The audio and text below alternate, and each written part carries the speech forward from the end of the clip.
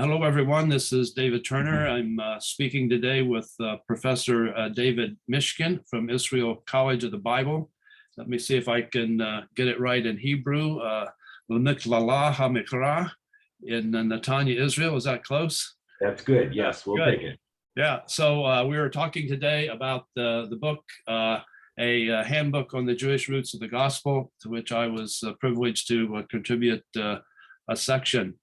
So we're going to talk about the book here today a little bit and just let you know what is in it and why it's important to notice and to read.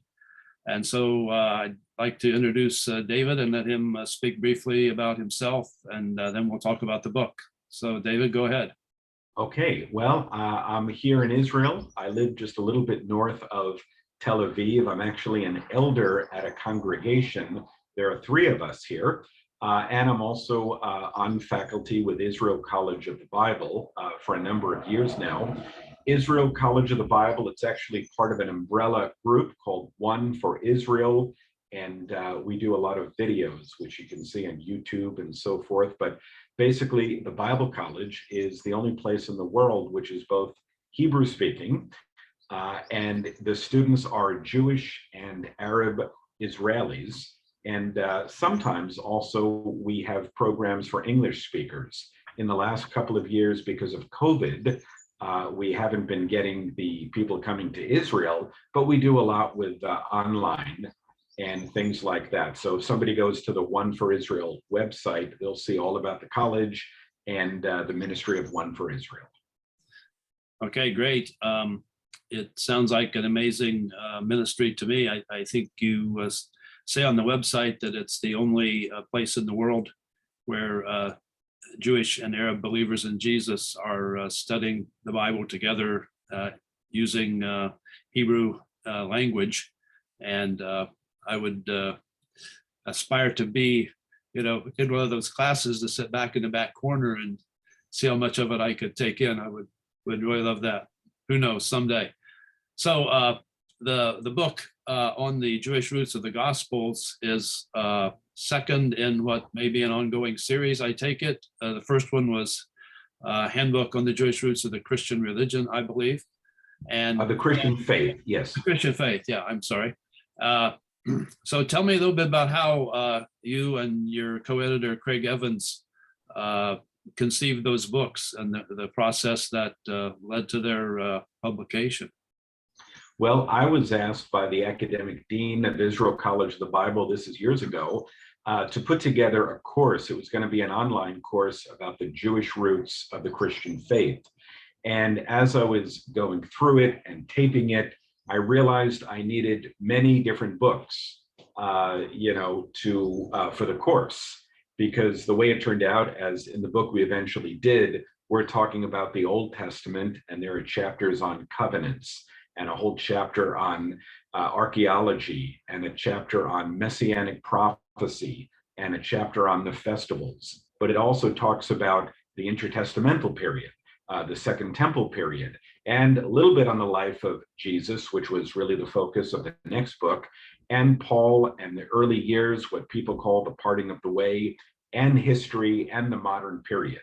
So you can imagine we're basically covering, we might as well call it a history of everything, because it was quite comprehensive. And I realized, first of all, it would be good to have one book, not only for this course, but I think people would be interested in that. And then I said, well, why don't we have our staff here at Israel College of the Bible, maybe we'll each write a chapter. And it was kind of a progression. Then we said, well, wait a minute, why don't we invite our friends? We know scholars around the world.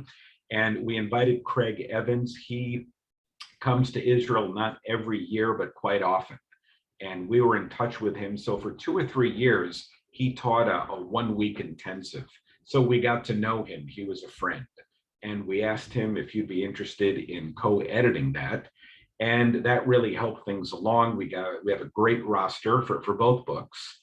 And after we completed the first one, we said, okay, at least one more. And I think, as you said, there might be a few more in the future, but we expanded it to the second book, which we're really focusing on the Gospels themselves.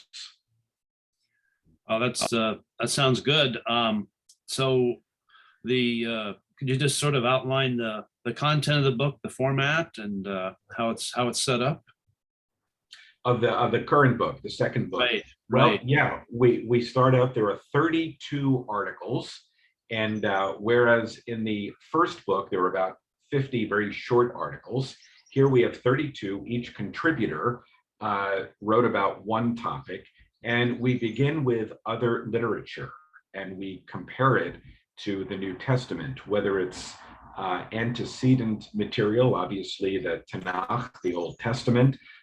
We talk about the Dead Sea Scrolls, rabbinic literature, and things like that, to talk about both what influenced the Gospels and what other literature have the Gospels perhaps either influenced.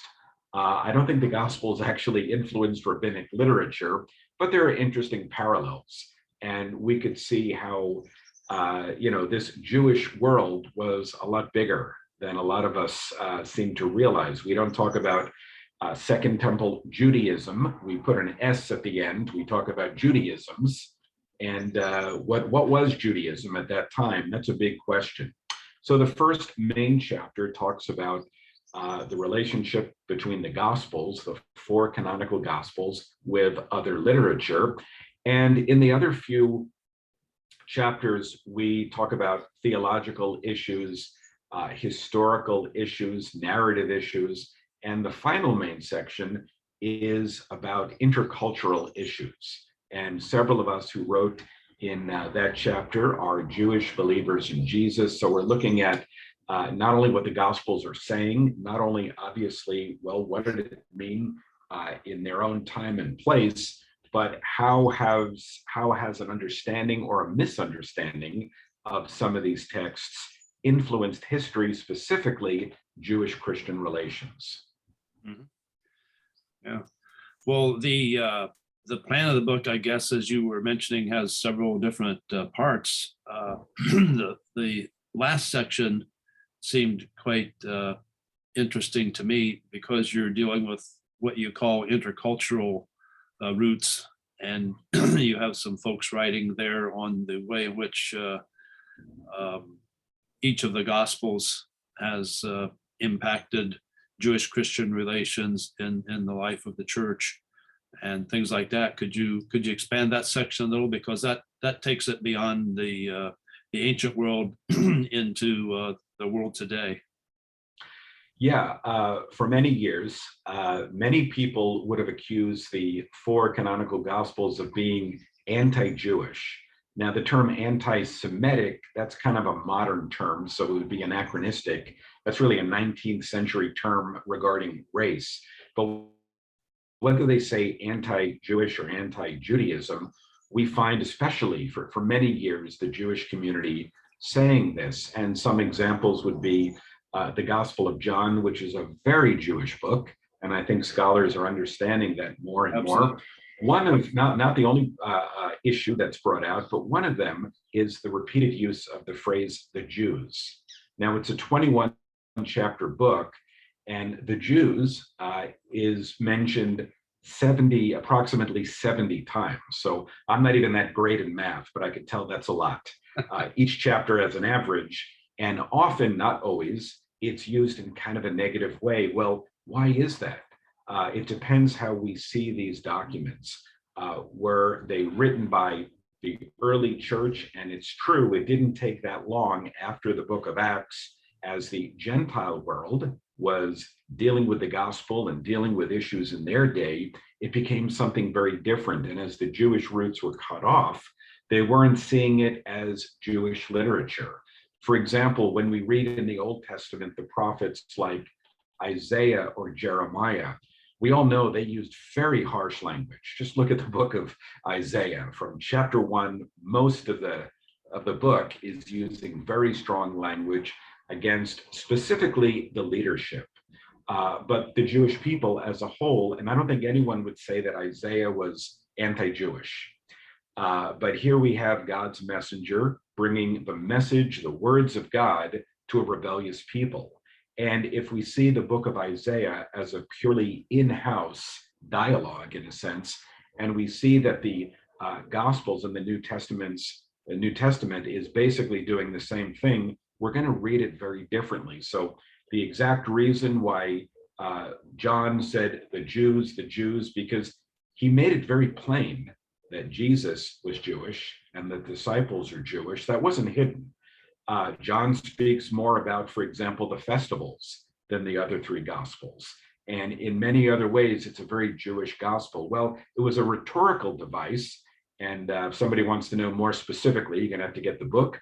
But it depends on how we see these things. Is it written by somebody from within an earlier aspect of the Jewish community where the gospel began, or is it placed later? The Gospel of John, it wasn't that long ago, people were saying, oh, it's a much older document. And they would put it even hundreds of years later. And there are a number of reasons why that doesn't work. The earliest fragment we have of the New Testament is actually in the Gospel of John, and the fragment is from the early or middle 2nd century. So it definitely was not written many, many years later. Most scholars, as far as I know, will put it within the 1st century, perhaps at the end of the 1st century, but not hundreds of years later. So if we look at the 4 Gospels with what sometimes I hear scholars say Jewish eyes, and that's funny because when I first started reading the New Testament and came to faith, I was 24 years old. I read them not as a scholar, but with Jewish eyes, because these are the only eyes I have. But if we understand that the 4 Gospel writers are coming from that place where any debates between Jesus and the leaders, it's an in-house debate. We're not yet talking about Jewish-Christian relations, which Right. would begin quickly, admittedly, already in the 2nd century. We have Justin Martyr and his dialogue with the Trypho. So it did arise quickly, but we're arguing in the book that the Gospels themselves are early and Jewish. Yeah, I'll definitely on the same page with you when it comes to that. And I remember just how freeing it was to realize that the debate in the Gospels was a portrayal of the in-house intramural the debates, to an extent not unlike that of the Pharisees and the Sadducees. That the Jesus movement, if you want to call it that, was fitting into that sort of a setting. And instead of reading it anachronistically, that Jesus founded Christianity and Christianity then began to bump noses with Judaism. So I noticed in the book you did a piece on Matthew 27:25 on the very difficult text, may his blood be on us and on our children. And I did some work on that myself in my own works with Matthew. So could you expand on that section just a bit along these same lines about anti-Judaism or anti-Semitism Sure. in the Gospels? Yeah, and I quoted you, by the way, in my article. Well, you must be right then if you agree with me. That's right. That's Maybe it. you didn't agree with me.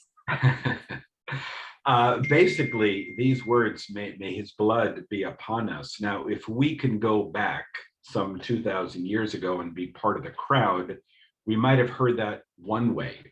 However, over the last 2,000 years, something that's very commonly known among Jewish people is, unfortunately, all of the persecution done against the Jewish people, often in the name of Jesus, in the name of Christianity.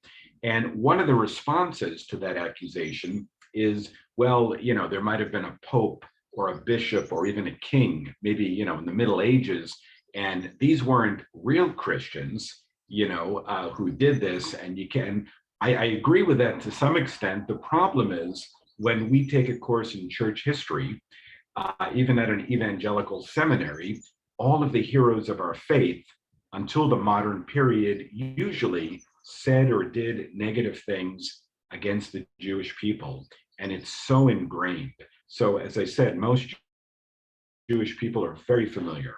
with not only, the Crusades and things like the blood libel, the false accusation that Christians were murdering Jewish children to get the blood to make matzah, things that are on one hand absurd, but it was very real and very heavy, and a lot of blood was shed because of these lies. So what might seem to a Christian, well, that's in the Middle Ages, it carries over to today as well. So people who are very familiar with this history can see Christianity in a very different light. For example, when I was growing up, and if you had asked me, do you know anything about church history?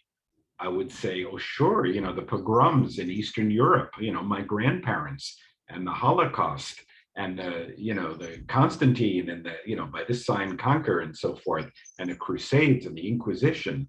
When I became a believer and I went to Bible college and I studied church history, I realized I wanted to find the good guys, and there are many. Please don't get me wrong, but when we look at church history, there are a lot of problems because the very nature of the gospel was misread as being something other than Jewish. So in that passage in the Gospel of Matthew, may his blood be upon us, has been interpreted different ways. But what I showed at the end is that we're in a different era now. And whereas Jewish scholars would have seen that completely as something negative, there's been a wave of Jewish scholarship, definitely in the last 100 years, taking slowly, little by little, more of a look, honestly and scholarly, to the Gospels, but specifically the person of Jesus and the historical Jesus, not looking at him as potential Messiah or divine or anything like that, but just as a historical figure and as a Jewish person. And in the last 20 years, this is very recent, there's been a wave of Jewish scholars really examining the New Testament. They're becoming New Testament scholars. Mm-hmm. And what we're seeing is they can go back and see that the Gospels portray Jesus as part of Second Temple Judaism. And when we understand him and the Gospels themselves in this context, it's something very different. Mm. Yeah.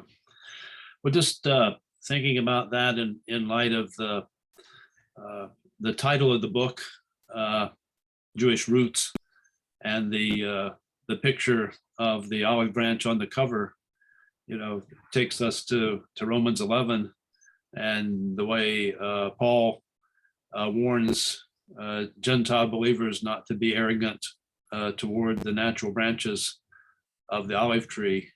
And it's especially just sad, unspeakably sad, that even after that beautiful picture there that we have in Romans 11 of the Gentiles being grafted in, that the church, when it became dominated by the Gentiles, did become arrogant against the natural branches, and the profoundly sad history that flowed out of that is so regrettable. And all we can do now is try to turn it around. I think we're at a new phase, though, especially, as I said, in the last 100 years. In the Christian world, those who are searching for the historical Jesus, about maybe 40 years ago, was the beginning of what's called the third quest of the historical Jesus. And that put the focus on the Jewishness of Jesus, the historical background, archaeology, the land of Israel. So from the Christian side, they're recognizing the importance of trying to look at this through a Jewish lens. And through the Jewish side, we're seeing more and more Jewish scholars taking an honest look at the person of Jesus. And I think today everybody knows that Jesus was Jewish. It almost sounds funny to say, because what else would he be? But we're kind of all on the same page when we talk about the historical Jesus. But we wanted to show in this book that the Gospels themselves, the way this information was documented, it's also documented in a Jewish way. And that was a big part of what we were doing. Yeah. Well, I studied at Hebrew Union, and I studied with Michael Cook, who's whose main literary output was related to New Testament studies and in essentially warning Jews to beware of how they would be missionized. I learned so much from Michael about anti-Semitism in Christian art and in the history of interpretation of the Bible. And of course, Michael's mentor was Samuel Sandmel, who I think may have been one of the first people to, from the Jewish standpoint, write seriously on the New Testament. So it is exciting. And if we believe in the power of the scriptures, then anytime anyone seriously engages the Gospels, whether they're Jewish or Gentile, that's a good thing. Wherever it leads them, it's great.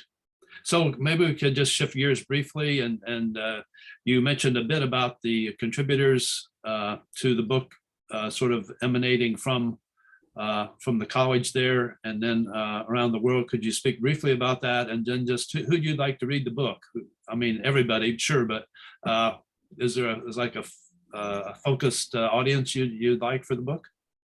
Yeah, the first book, I think we were more broad. It was literally, the idea of a handbook was kind of new. First, we were going to have longer articles. Then we said, let's make shorter articles, but have many of them. So for the first book, I'd be very surprised if anyone starts at page 1 and necessarily reads it chronologically. It's like a little encyclopedia. So for the first book, it might be for people who, for the first time, are looking at the person of Jesus, the New Testament, and so forth, and want to know, well, what does it mean, Jewish background or Jewish eyes, or the Jewish roots of the gospel.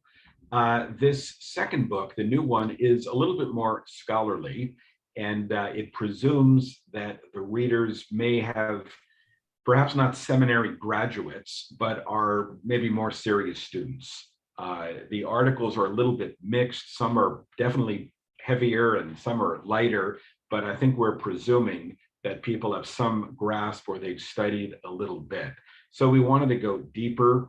And yet at the same time, I think what we say, it's comprehensive and scholarly and yet user-friendly. That's what we were going for. Mm-hmm.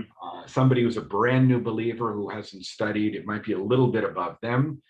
But people who have studied, I might make a good textbook as well in seminaries and other places. But people who really want to say, okay, what's next? We know that Jesus was Jewish. What do we know about the texts themselves, how they're portraying Jesus in a Jewish way?